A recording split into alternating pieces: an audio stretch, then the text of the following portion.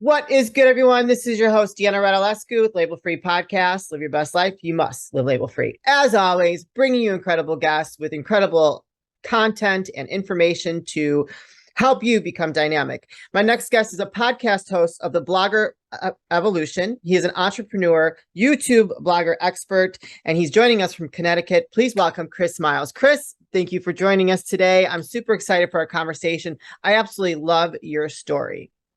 Hey, thank you. It's very much a pleasure of mine to be here. Thanks so much for the time that we're taking out to do this, and I can't wait to get started. Let's go. Yeah, so you totally align with my message, living label free, and you're an entrepreneur. I love how you say in your bio that you had your first child, and your wife sat you down and said that she needs to be a full-time mom instead of paying for daycare, and you found another source of income to support your family so that she could do that. Can you tell us about how that idea came about and we know your motivation, but how that idea came about where you moved to doing what you are doing now? Yeah. So, the motivation was there because I had to figure this making money outside of the regular 9 to 5 work, because when my wife was quitting her job, we were going to be losing around 40 to 50 grand a year, coming into the house. So I had to do something, I had to figure something out. So the motivation, like my back was to the wall. So whatever I had to do, it needed to work. And I think that was a big reason why, that it actually did start to work, because I couldn't take no for an answer when things were going too slowly or when things weren't going according to plan. I had to just keep pushing through. So I pretty much stumbled on it by just going to Google, what most people do when they are in a situation where they need to try to figure something out. And I typed in how to make money online. And unfortunately, that's like a cesspool of garbage that's out there usually. And I came across a lot of stuff. It was not the greatest, wasted a lot of time, money, and effort. But I eventually stumbled across affiliate marketing and blogging from a random YouTube video from this weird looking guy. But it kind of worked out. I started with it. It wasn't easy at first. Eventually kind of figured it out. Within 18 months, my wife was quitting her job. That's amazing. And so, you said you worked at the hospital. You were working long shifts at the hospital. So were you a nurse? No, I was actually in the information systems department. So like IT is what they call it. Technically, I guess everyone would know it as that. But I was working like ridiculous hours, like anytime from 12 to 15 hours a day. Okay. And it was tough. That was really like, because there wasn't any time to be at home to enjoy the money I was making, right? And I really just we called it JOBs, just over broke type jobs, because we got to the point to where we were just we were okay, we were surviving, but one catastrophic issue here, the car breaks down, something breaks on the house, something like that, then we would have been in a huge hole, and who knows what we would have lost at the time. So yeah, it was the soul sucking job, I guess people call it. Yeah. So how were you able to manage and balance the job, your job versus your business, so to speak? That had to be a tough balance. Oh gosh, was it? Yeah, it was a tough thing. Because you work all of this time just to come home and then work on your side hustle all this time. I will say that my wife was excellent and great during this time. She was very supportive, even though she didn't necessarily understand what was going on. I remember, some times where you're trying to explain it to someone else and, hey, I made, 37 cents online today. And she's like, oh, okay, that's wonderful. Yeah, right. But she saw the vision and she saw what I was trying to do. And then especially when it started paying a few bills, like it started paying the cell phone bill, then it started paying, the light bill, then it started paying the mortgage. And then it just kept getting bigger and bigger. So once she started seeing those kinds of things happen, she became more and more supportive. Yeah, for sure. Well, it's great to have a supportive partner. I think that's very important when you're starting off on any entrepreneurial journey, because you need to have that support because it can get tough. So talk to us a little bit about the affiliate marketing and what that looked like for you when you got started. Yeah, so I really had no idea what affiliate marketing was at the time. And, I'm not sure if your listeners, exactly know what it is as well, but just in a nutshell, it's like if you are, let's just say you have a favorite pizza place that's around the corner or something, and you go there all the time to the point to where the owner might even know you by name. Right. They might say, hey, you come here all the time. For the record, if you ever tell some of your friends to come and they come and buy some pizza, I'll give you $10. Yeah. I'm like, oh, that's pretty good, you know? So I might go tell some friends, I might go tell some family, and I might get 5 or 10 people to go, make 50 to 100, $100 or so. But affiliate marketing is like a more interesting. What if you found a way to tell 100 people or 1,000 people or 10,000 people, right? Then all of a sudden that $10 can add up. And that's basically what affiliate marketing is. You find a way, a product, a service that you like, and then you tell other people about it. And if they buy using your affiliate link or using you as a referral, then you can get a commission from it. I've done some affiliate marketing, and I think it does work effectively if you have the right product for your specific audience. Because if you just deal with and take any product and start promoting it, even though you like it, doesn't mean that your audience that you're attracting is going to like it, right? 100%. It's kind of like I always tell people, you don't want to try to sell a stethoscope to a room full of lawyers. They're not interested in it like at all, right? You want to sell a stethoscope to a room full of doctors, you know? So you can have the greatest affiliate marketing program in the world that's going to pay you all types of money and commissions for making a sale, but if you don't put it in front of the correct audience, then you're not going to make a single dime. Yeah, so true. What about being a blogger? So how did you make money around being a blogger? Was that all encompassing around the affiliate program? Yeah, so the one thing, and I'm going to be honest, going a little rant here, when it comes to learning affiliate marketing, sometimes people get a little sour taste in their mouth because they hear and see so many things on YouTube about how this person's doing that and that person's doing this. And they tell you part of the story, but they don't ever tell you that you do need to get traffic and eyeballs to these affiliate offers. And like we just mentioned, it has to be the right trend, right eyeballs onto these affiliate offers. So the best way, at least I have found, to be able to get in front of the right audience is by blogging. And blogging is a great traffic generation method that works for pretty much any niche, because what niche doesn't use Google? Google's like the biggest website on the planet.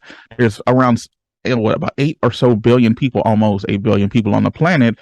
3.5 to 4 billion of those people use Google monthly, active users Google has. So you just need to get a small sliver of those people who are interested in whatever topic you want to write about. And then once you have the audience, you can promote certain products to them and be able to get it and be able to make a commission from there.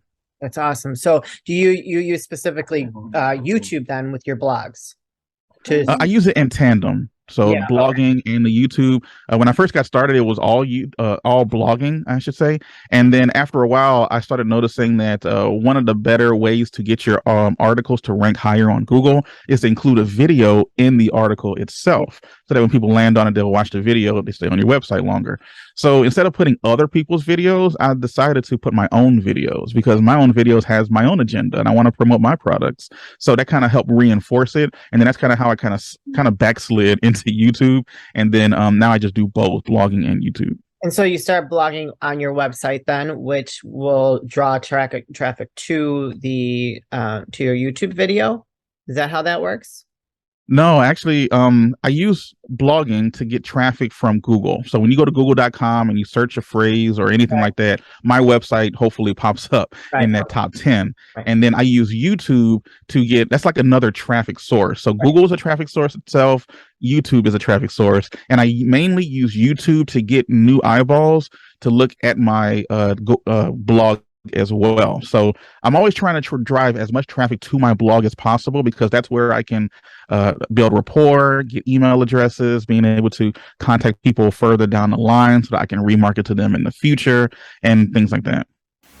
What is good, everyone? This is your host, Deanna Radulescu with Label Free Podcast. Live your best life. You must live label free. Can we get a round of applause today? Woo! Today I'm excited to announce Manscaped launched their Ultra Premium Collection. Believe it or not, it's for your not so private parts.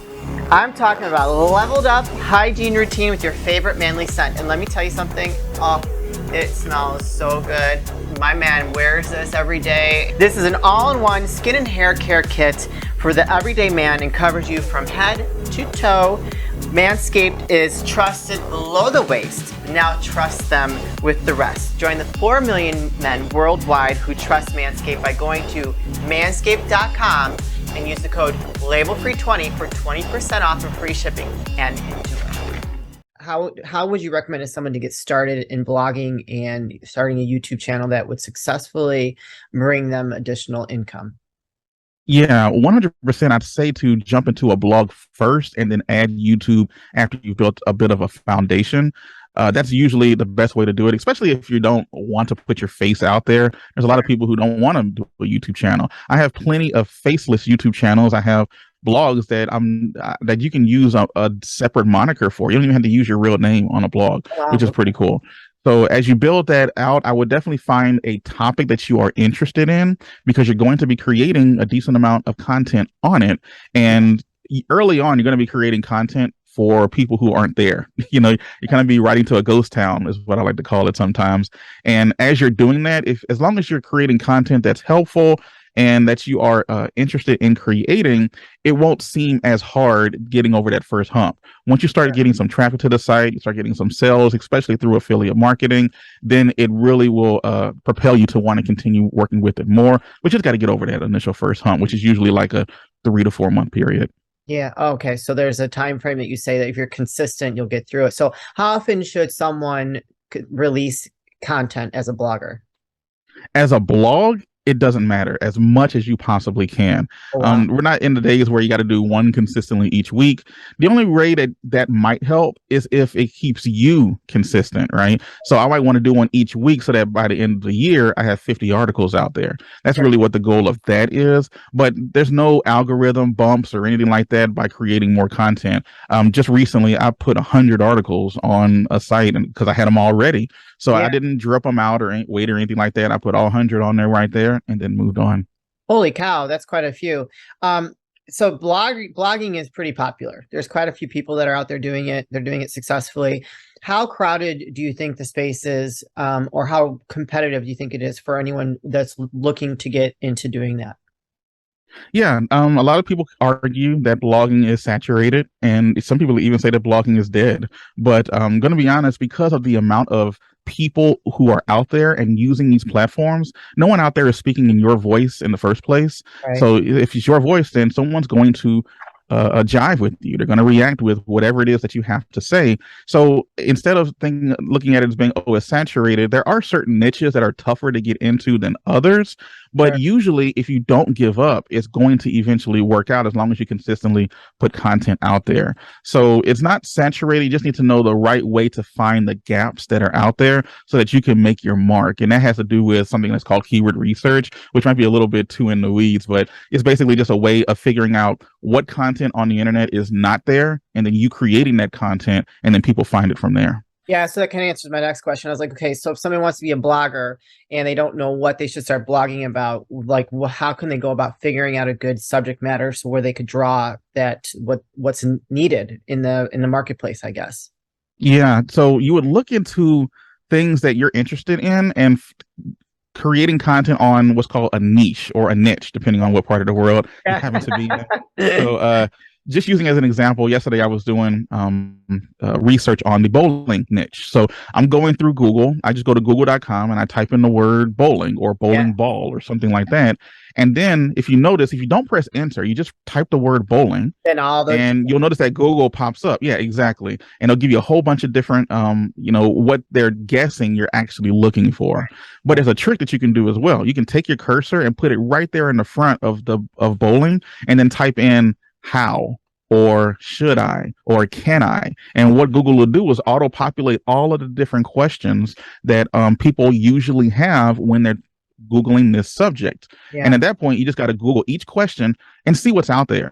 If you see a bad answer to the question, then that means you can create something better and actually rank, because usually the cream rises to the top when it comes to good content on Google. Yeah. I've also been told that you can use Google Trends if you're looking to see what's trending.